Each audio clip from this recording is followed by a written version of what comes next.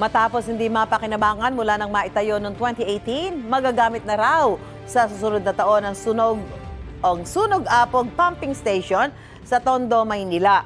Ayon kay Department of Public Works and Highway Secretary V.S. Dizon, January 16 ay mapapagana na ang isang pump nito. Target daw nilang mapagana ang 3 sa 4 na pump nito bago magtag-ulan.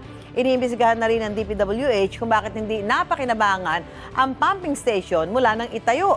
Pangamba naman ng MMDA, baka tumirik lang ng tumirik ang pumping station dahil sa tagal ng pagkakatenga nito. Baka raw mas mainam na palitan na lang ang buong sistema ng pumping station.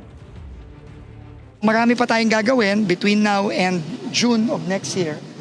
Pero makikita nyo, may progreso na tayo. Umaandar na tayo finally. Kailangan pa rin i-observe yung efficiency niya. Kasi po, ito kung makikita nyo po yung design ng bomba, nakalubog po siya mismo sa tubig. So, paghigop po niya ng tubig at may mga nakasamang basura, meron pa rin pong risk na magbara siya,